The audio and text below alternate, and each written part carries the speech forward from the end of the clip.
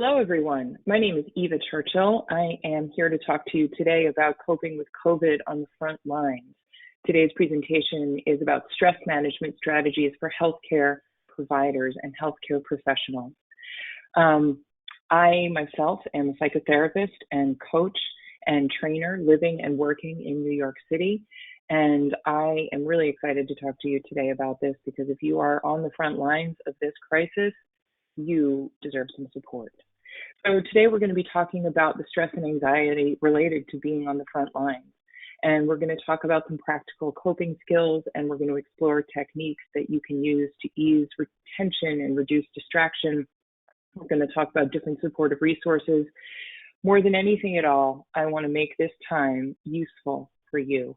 I want to be able to speak to what it's really like, how the overwhelm manifests in your day-to-day lives and in your relationships and in your bodies. And I want to talk about some really practical and realistic things that you can do to try to manage the crisis in the moment now, and ways that we can get through safely to the other side.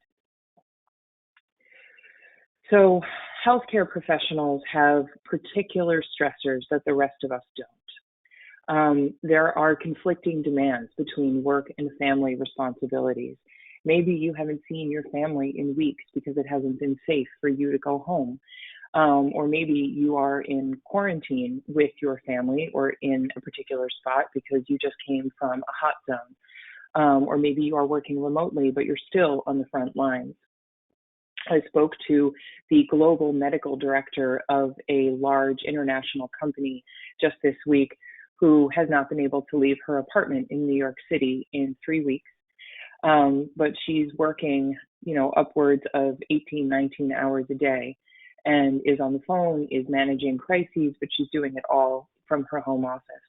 And we were talking about some strategies that she could use. And the thing that she said is, she's like, I'm going to be able to deal with the crisis and process it later, but I just have to keep my own oxygen mask on. So for her, that means waking up at 4:30 in the morning, live streaming a yoga class, making sure that she eats, healthy food and sort of stretches and sort of paces around her office so she's not just sitting in a chair for all those hours. Stressors for healthcare professionals it's about a constant pressure to keep working. And sometimes that's just the reality of your job, like this woman I spoke to yesterday, who's the global medical director of this large company. And she's, doing this in isolation in her apartment. But for those of you in hospitals, for those of you in healthcare settings, for those of you working with other people, you might be isolated from your family, from your friends, from your community support systems, from your regular routines, from your gym, from, your coffee shop, from all the places that you go to feel normal. Right? That's one of the things about a crisis, any crisis, that we stop feeling normal. Many years ago, I worked with a number of veterans from the war in Iraq, and so many of them talked about how hard it was to regain a sense of normalcy after they returned from active duty, and how they got a sense of normal when they were on the front lines, but how hard it was to sort of shift and hold on to that over time. And of course, there is the difficulty of leaving work. The people I've spoken to who have been on front lines talk about how there's no leaving at the end of the day. There's no checking out and sort of watching a movie, that it's just a constant sense of burden or anxiety or worry or being on, right? Your nervous system and your mind are just keyed up. That switch is just on because, hello, we're in crisis. And of course, there's a lack of rest and recovery time, which is interwoven through all of these things.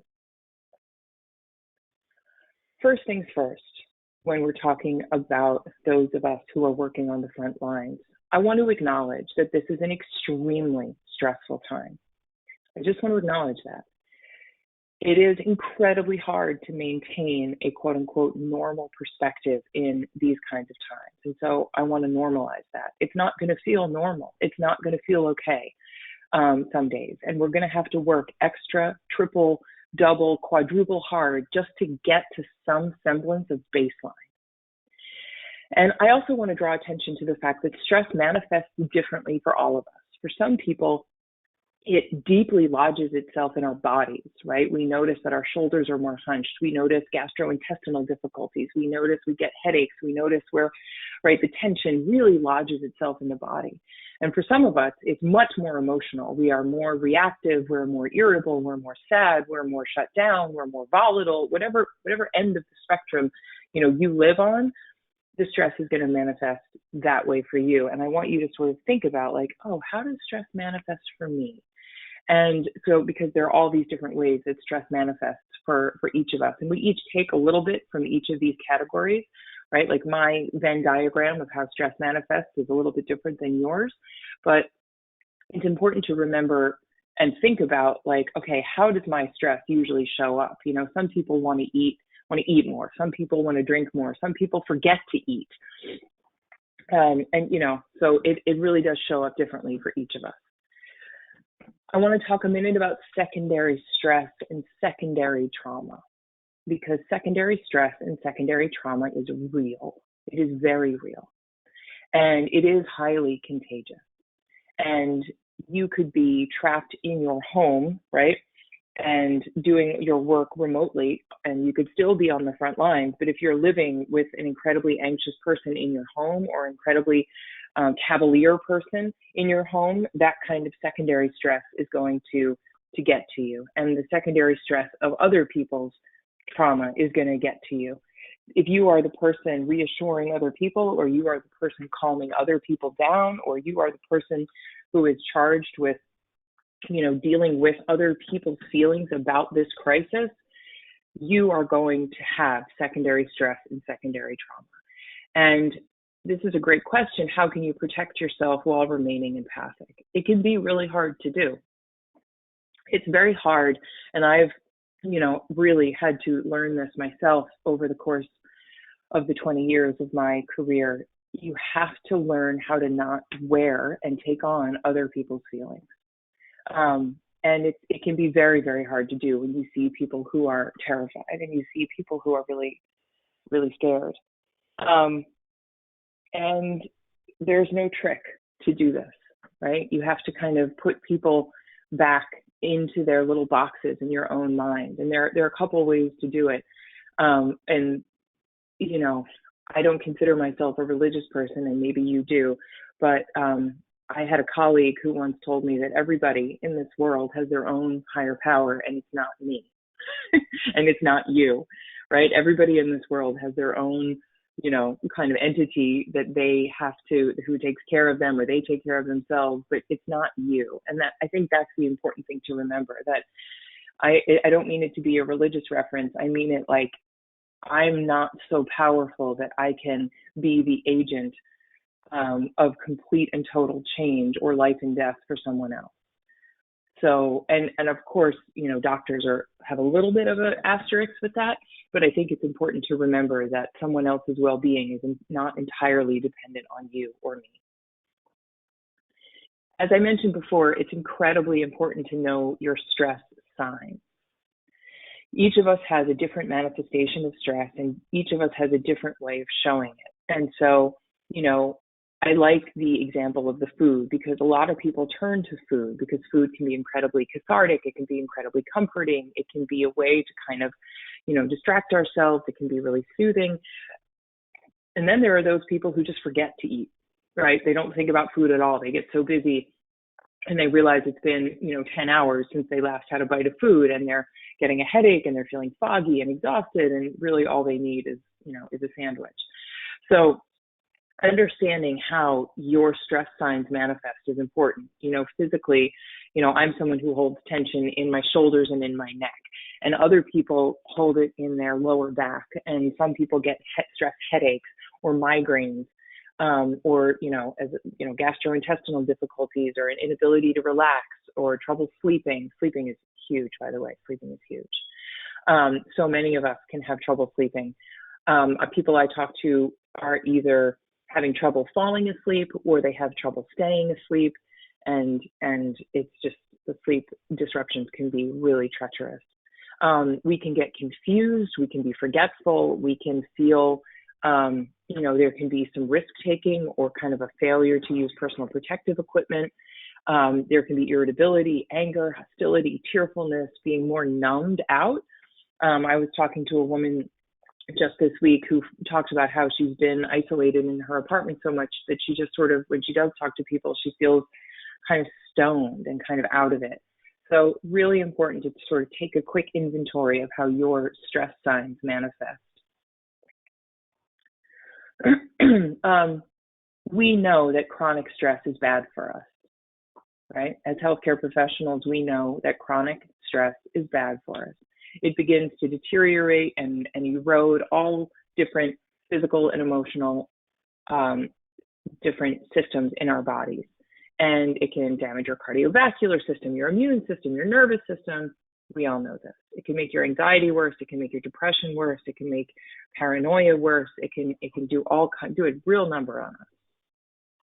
So self-care is absolutely critical for your physical and emotional well-being. And I had a client once years ago who hated the phrase self-care. She's like, every time I hear self-care, I think of a bubble bath. And she's like, I hate bubble baths. So I'm not talking about bubble bath self-care. I'm talking about making sure that you are covering the basics, making sure that you are eating and that you are sleeping and that you are getting some kind of exercise if you can.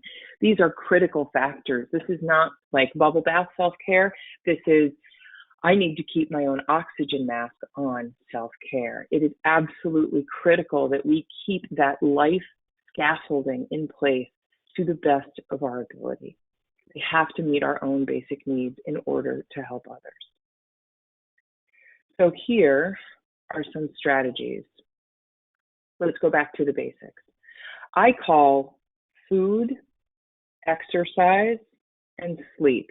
I like to call those the holy trinity of self-care. Most of us will, kind of struggle in one area or another of that holy trinity, but those are the areas to focus on when everything else is out of our control. And right now, there are going to be many things that are out of your control and out of my control. And so, right, I have no control over what the government chooses to do about this crisis. I have no control over what one hospital or one corporation, what decisions they make about how to manage this crisis.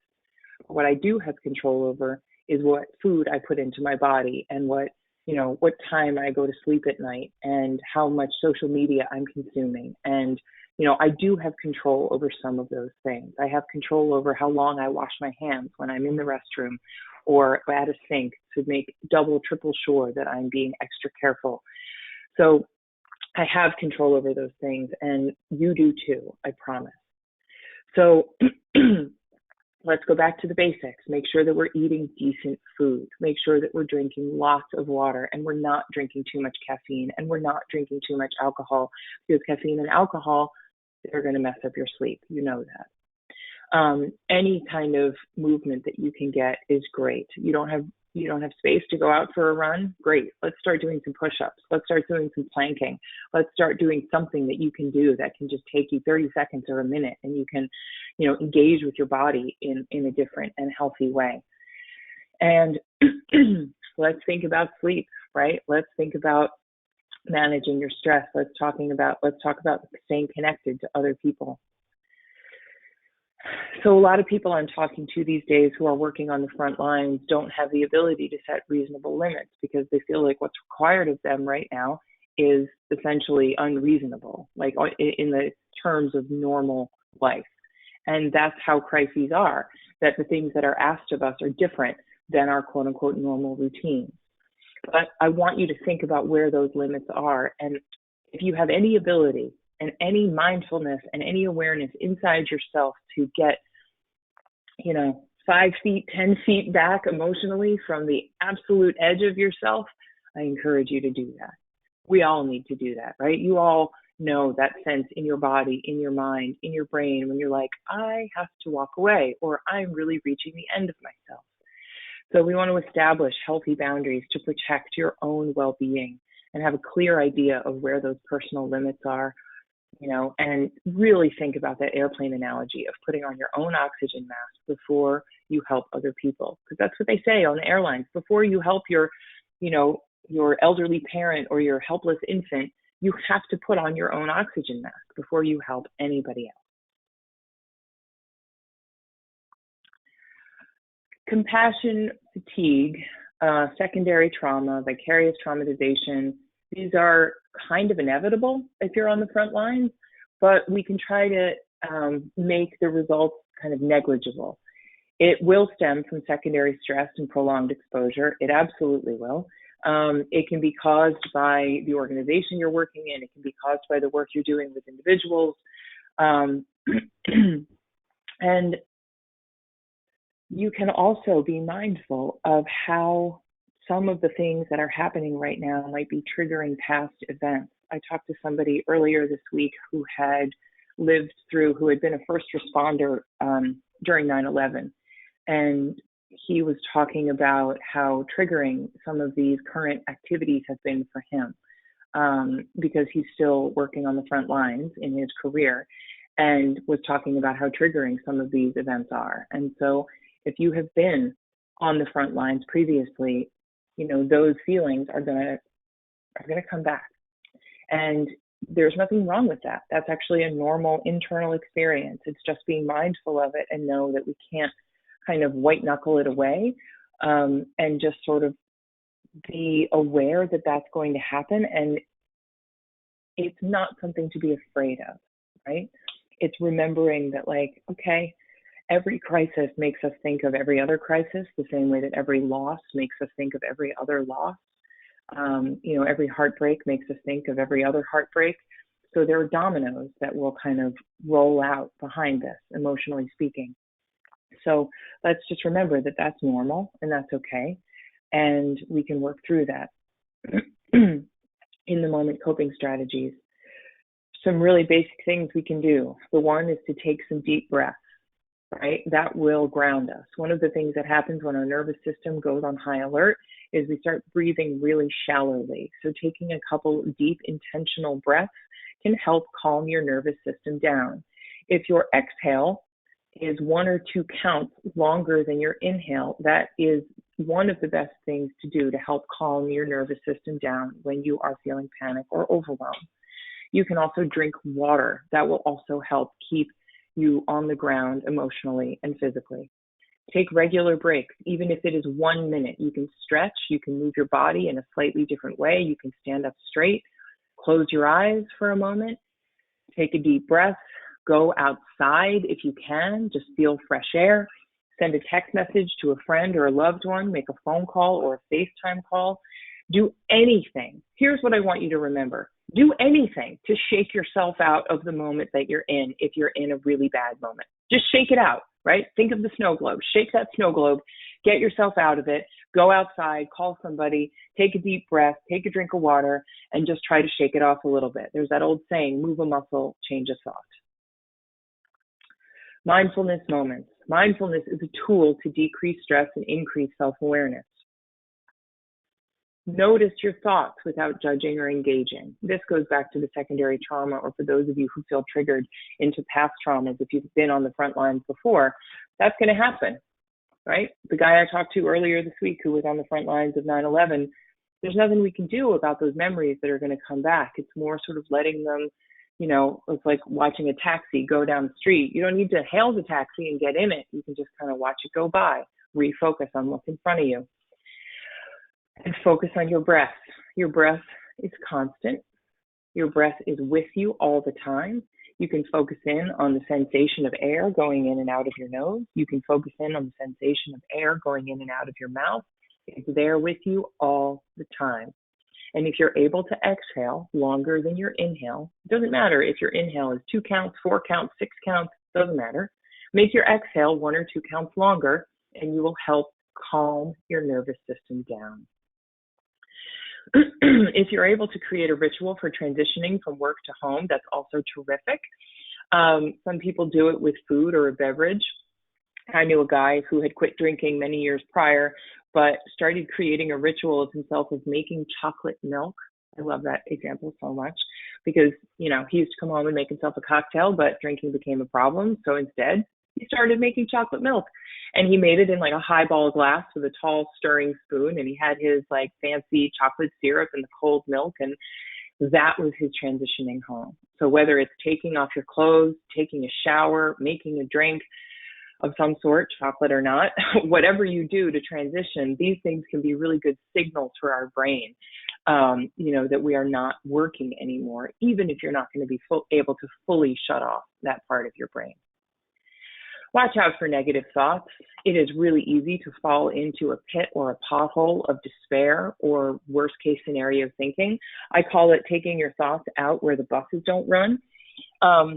You can go out where the buses don't run. There's plenty of action out there, right? There are plenty of people who like to hang out where the buses don't run. But I don't think it's a really good neighborhood, right? I've always said that those neighborhoods, that's the worst neighborhood in my head, right? It's a really bad neighborhood. You're much more likely to get mugged, emotionally speaking, out where the buses don't run. We all have negative thoughts, especially during these times. And we want to kind of recognize and flag when those thoughts are, starting to become a riptide. And we want to reframe them, right? I know lots of people right now who are trying to reframe the current crisis as an opportunity, right? And if you're on the front lines, you might not have the same opportunity that other people have to kind of sit in their house and teach themselves to knit with YouTube videos. But it is an opportunity to practice reframing your thoughts and to think about like one moment at a time, one day at a time, one action at a time, being kind to people who may not be being kind to you, letting go of some perfectionism and just watching out for those thoughts and watching out for those patterns of thinking, right? I always like that old saying, watch over yourself as if you were your own worst enemy. So one of the things I have always personally hated when I've been in crisis or in incredibly stressful situations or when people give me sort of ridiculous, unsolicited advice, like going through a crisis, they're like, have you ever tried yoga? Yoga could be great for you right now. And that's not realistic, right? If you're working 19 hours a day, you're not about to pick up a new routine or a new, activity. You're going to stick close to the things that that work for you or are comfortable or realistic. So let's start small. And I want to encourage you, do anything that you think might be helpful to you right now, realistically speaking.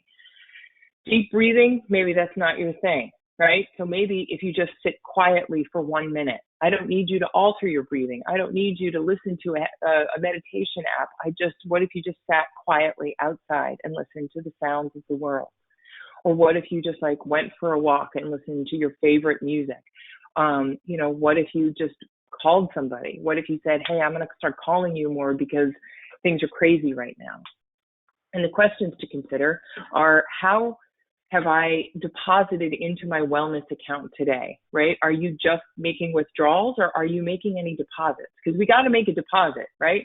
You got to add something in before you just keep withdrawing, or that overdraft is going to run dry as well. What can you do to manage your stress, and what do I need right now? One of my favorite acronyms of all time is HALT, HALT. Hungry, angry, lonely, tired. And that means take a pause, check in, take that inventory. What do I need? Am I hungry? Am I angry? Am I lonely? Am I tired? So those are some of the basics, right?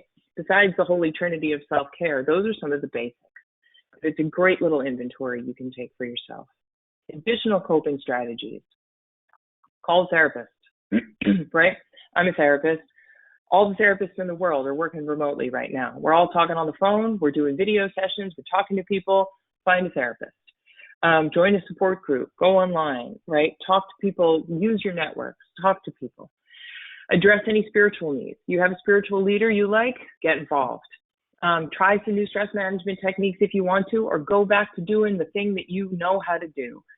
And disconnect from technology if at all possible. Or, you don't have the ability to get to, a bookstore, or you don't want to order something online, you can download it on your phone, right? Get a new book on your phone and start reading something. Pick up an old favorite. You don't have to reinvent the wheel and do something new. Just do something that's worked for you in the past. If you have any ability to make time for creative expression, do it. You can also start a gratitude ritual. There's a famous psychoanalytic theorist named Melanie Klein who talked once about gratitude being an antidote. And I love that word as an antidote for she talked about it being an antidote for envy.